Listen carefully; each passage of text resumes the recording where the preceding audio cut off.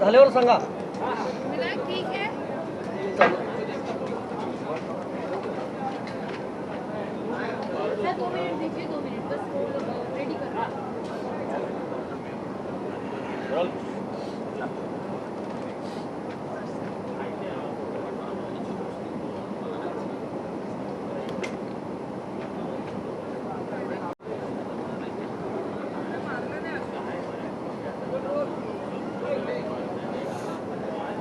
चालू रोल म्हणाले. हो नाही तर काय सांगाल साहेब, गेल्या 2 दिवसांपासून पाऊस चालू आहे राज्यातल्या बऱ्याच भागामध्ये. मुंबई तुंबलेली आहे. BMC दावा करते सगळीकडं त्यांचंच सरकार आहे, राज्य सरकार त्यांचंच आहे, महापालिकेत सत्ता त्यांचीच आहे. काय सांगा? गेल्या 3 वर्षापूर्वी मला वाटतं UDCPR जी बदल झाले आणि ज्या बदलामुळं मुंबईमध्ये FSI प्रचंड प्रमाणात वाढवला गेला आणि त्याचे परिणाम आता पुढच्या काळात काय होतील हे त्याचं उदाहरण, ज्वलंत उदाहरण आत्ता मुंबई तुंबलेले आहे. आज मुंबईची अवस्था असलेल्या बांधकामाच्या माध्यमातून, असलेल्या इन्फ्रास्ट्रक्चरवर पडलेला लोडचा विचार करता उद्या मुंबईतलं जगणं, या ठिकाणी जगणं राहील का अशी साशंकता सामान्य माणसाला या ठिकाणी निर्माण झाली. मुळात मुंबई हे बेट आहे आणि या बेटावरचं नियंत्रण सातत्यानं आम्ही अनेक पावसांमध्ये बघतो की याचं नियोजन वेगळ्या पद्धतीनं व्हायला पाहिजे. 12 वर्षे केंद्रात तुमची सत्ता आहे, आता गेले 2022 पासून तुमची सत्ता आहे. महापालिकेमध्ये ठीक आहे आत्ता सत्ता आली असं म्हणता येईल, परंतु तरी देखील मला वाटतं एक होलिस्टिक विचार या मुंबईसाठी वेगळ्या पद्धतीनं करावा लागेल. पाऊस हा दरवर्षी एवढा पडणारच आहे. या आयलँड सिटीला या पावसाच्या तुंबण्यापासून वाचवण्यासाठी आमचे बांधकामं उद्याच्या भविष्यकाळात किती वाढणार आहेत, त्याचा परिणाम काय होणार आहे इन्फ्रास्ट्रक्चर, याचा विचार कुठं तर केला पाहिजे. आता मुंबईत 3 जर होणार असेल त्या ठिकाणी तर मला वाटतं या मुंबईवरचा इन्फ्रास्ट्रक्चरचा लोड सरकारनं कमी करण्याचा धोरणात्मक निर्णय घेतला पाहिजे असं माझं वैयक्तिक मत आहे. पावसाळी अधिवेशनानंतर काँग्रेसमध्ये मोठे फेरबदल केले जातील अशी एक शक्यता वर्तवली जाते. प्रभारी असतील, प्रदेशाध्यक्ष असतील, हे बदलले जातील असं सांगितलं जाते. काय सांगाल? नाही, मला वाटतं प्रदेशाध्यक्षांचा काय विषय नाही आहे. प्रभारी आमचे रमेश चेनितलांजी हे मंत्री झाल्यामुळं नक्कीच म्हणजे त्यांचा व्याप, तिथलं त्यांचं जबाबदारी हे बघता काँग्रेस कमिटी प्रभारींच्या बाबतीत निर्णय या ठिकाणी होऊ शकतो अशी आम्हाला माहिती जी काय खात्री आहे ती या संदर्भात. शरद पवार अपक्ष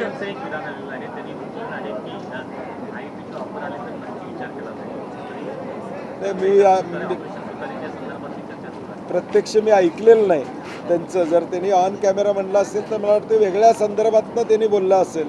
विकास कामासाठी महायुतीनं बोलवलं तर जाऊ असं म्हणले असतील, परंतु ते काय पक्षांतर करणार नाहीत किंवा कुठेही जाणार नाहीत याची खात्री मला मित्र म्हणून आहे. कारण की शाहू फुले आंबेडकरांच्या विचाराचे आमचे मित्र अमोल कोल्हे आहेत. तेव्हा मला नाही वाटत कारण नसताना ही शंका त्यांच्याबद्दल निर्माण करणं संयुक्तिक राहणार.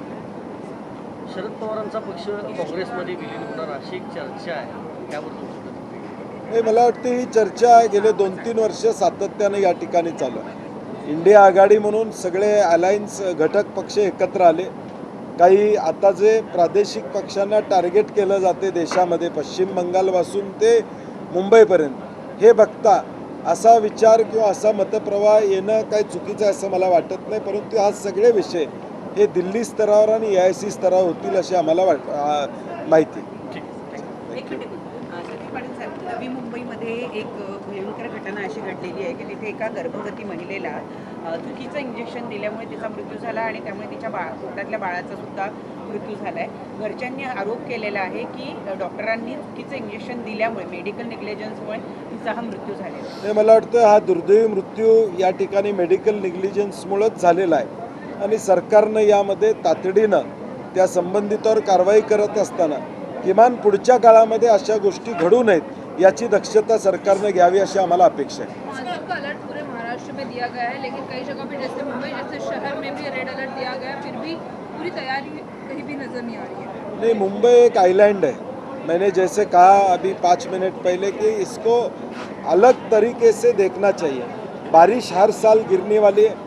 आज अगर हम मुंबई वापस वर्टिकल ऊपर लेने की कोशिश जितनी करेंगे उतना मुंबई इंफ्रास्ट्रक्चर पे लोड आने वाला.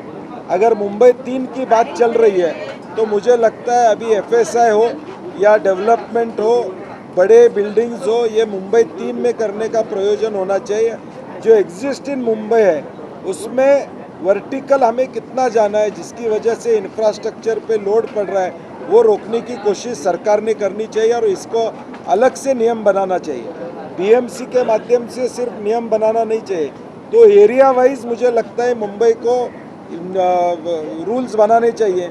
किस एरिया में वर्टिकल बिल्डिंग्स 70 मीटर के ऊपर होंगी, इसका एक अलग नज़रिया से मुंबई की तरफ देखना जरूरी है, ऐसा मेरा कहना है। पार्लियामेंट में PM और CM को सैक करने के लिए एक बिल आने वाला है। 30 दिनों से ज़्यादा अगर कोई भी लोक प्रतिनिधि अगर अरेस्ट में रहना है तो उनको सैक किया जाएगा, इस तरीके का वो बिल है, इसमें विरोध किया जा रहा है। नहीं, मुझे लगता है कि संविधान में जो चीज़ें उसको बाजू रख के नए कायदे बना रहे जा रहे।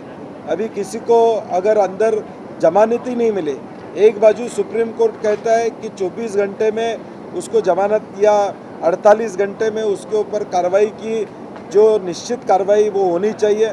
दूसरी तरफ आप कायदा बना रहे हैं कि 1 महीना अंदर रहेंगे तो वो पद पे नहीं रहेंगे।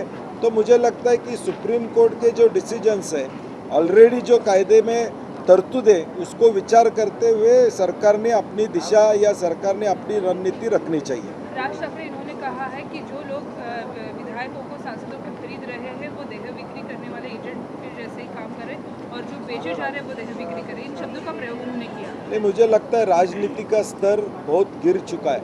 आज राजनीति करने वाले हमारे जैसे लोग हजारों लोग, लाखों लोग हमारी तरफ देखते हैं, हम प्रतिनिधित्व करते हैं, तो ऐसी चीज़ें होनी नहीं चाहिए। इसका मूल कारण क्या है? एंटी डिफेक्शन का जो कायदा है वो वीक हो गया। अगर 2022 में एंटी डिफेक्शन के कायदे में ये शिवसेना जब टूट गई, NCP टूट गई, तब अगर निर्णय होते थे तो उसके बाद पूरे देश में ऐसी चीज़ें नहीं होती थी। एंटी डिफेक्शन कायदा वीक होने की वजह से ये सब चीज़ें आज उभर के आ रही हैं।